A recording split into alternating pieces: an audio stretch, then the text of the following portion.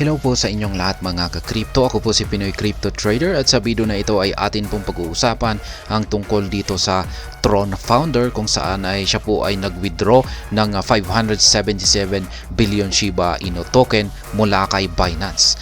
At ang buong community ng SHIB ay iniisip po nila na mukhang magkakaroon ng isang malaking SHIB burn. Yan, or may paparating na isang malaking pagsusunog ng Shiba Inu token.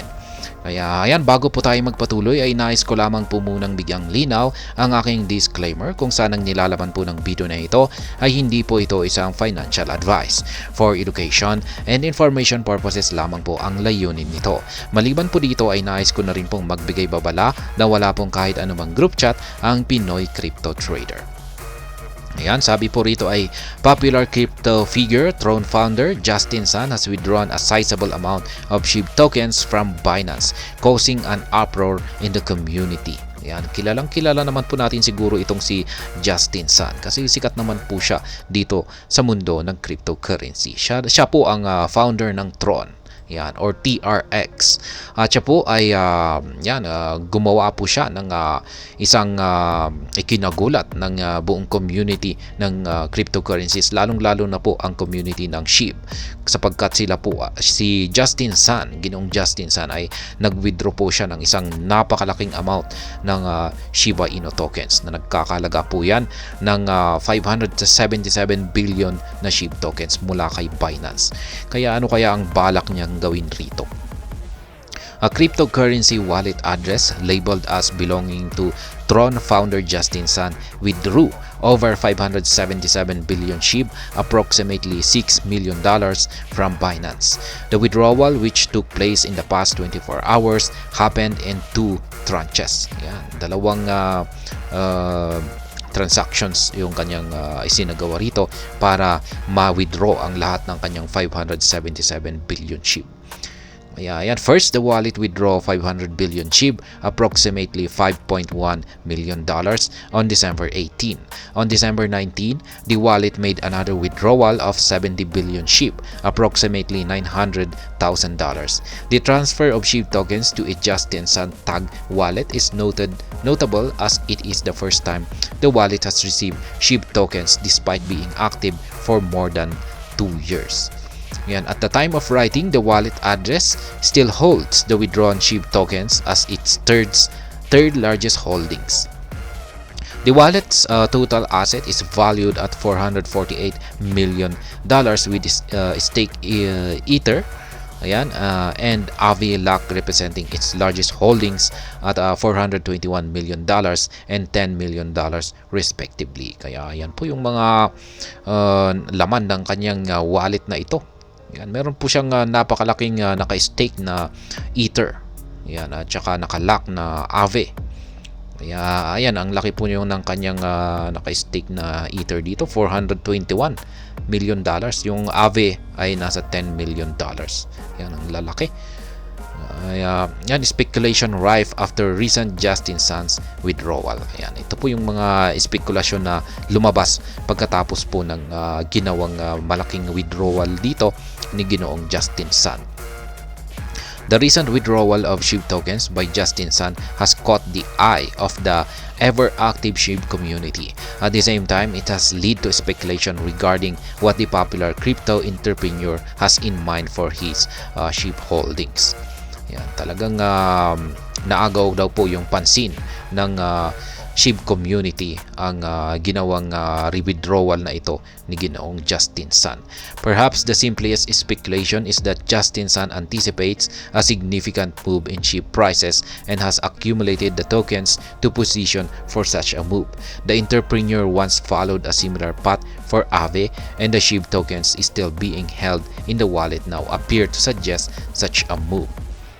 Ayan, another speculation is that the crypto founder wants to get more fully involved with the Shiba Inu ecosystem. Evidently, acquiring the project's token is an ideal way to impress the community and pave the way for such partnerships. Kaya ayan, mukhang parang yung pakay dito ni Ginoong Justin Sun ay para maging involved sa community, sa ecosystem ng Shiba Inu. Ayun, para makuha niya yung parang tiwala ng community ng SHIB. At dahil diyan ay kung pag nakuha niya yung tiwala ng community ng SHIB ay ito po yung parang magiging tulay or daan para magkaroon sila ng partnership. Yan, magkaroon ng partnership itong si Tron at ang Shiba Inu. Kaya ayan, yan po siguro kasi alam naman po natin na si Shiba Inu ay yung nagdi-dictate po talaga diyan or parang kumokontrol ay ang SHIB community. Hindi po ang mga SHIB developers. Yan, yung nasa community po yan. Kaya ito po yung liniligawan ni Ginoong Justin Sun. Ayan, para magkaroon ng partnership ang magkaroon po sila ng partnership ng SHIB. Kaya na Vet Kusama thinks this significant transfer could be for a massive Shiba Inu burn. Ayan, pagdating naman dito kay Vet Kusama ay sa tingin niya raw ay isa daw po ito sa ang pagkahanda ng malakihang pagsusunog ng Shiba Inu. Ayan, ayan po yung actual na tweet dito ni Vet Kusama. Dear Justin Sun of Tron, today we noticed that you transferred approximately 500 billion SHIB to your Justin Sun 4 wallet. And this transfer took place for the first time. There has never been a SHIB transfer in your wallet before. Kaya ayan, there are two possibilities. Ayan, malalaman po natin dito. And overall, having a sizable amount of SHIB leave a popular exchange is largely considered a bullish indicator for a crypto asset. This simply means fewer tokens are available for trading, which corresponding impacts price positively. Kaya yan naman po ang maganda rito. Kung pag may malaking amount daw na Shiba Inu token ang na-withdraw sa isang kilalang crypto exchange, ay isa daw po itong bullish indicator or nagpapakita raw po ito ng signal na magkakaroon ng paglago or pag-angat sa presyo ng Shiba Inu. Kasi ang magiging dahilan po rito ay magkukos po ito ng insufficient na supply sa crypto exchange. Yan, maliliit yung supply na nagagamit sa trading sa exchange na ito.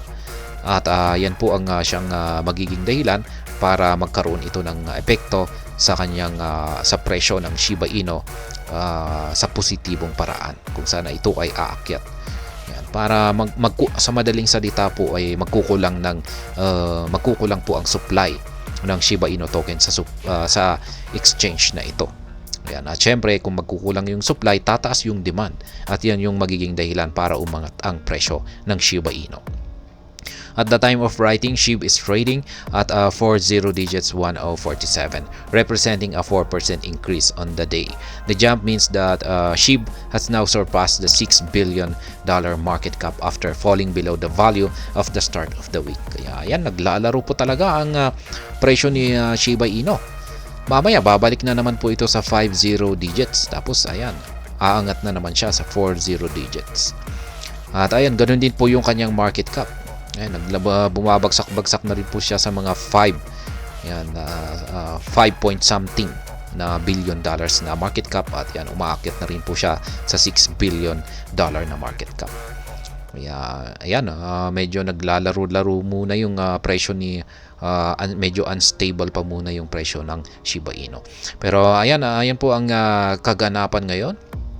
Ayan, dito kay Shiba Inu, nag-transfer po ng napakalaking amount ang founder ng Tron na si Justin Sun ng kanyang 577 billion na Shiba Inu token mula po kay Binance. At ayan, napareact po ang buong community ng SHIB at nagsilabasan po ang iba't ibang mga espekulasyon kung ano nga ba ang binabalak ni Ginoong Justin Sun.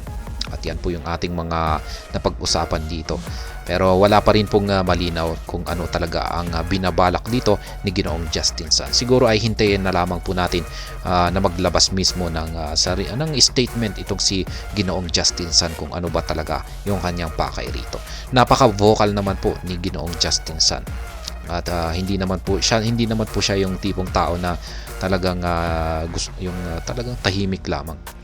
Yan, siguro naman ay pwedeng mapakiusapan itong si Ginoong Justin Sun kung ano yung kanyang binabalak, at siguro ay magkakaroon siya ng reaction sa pamamagitan ng kanyang X account.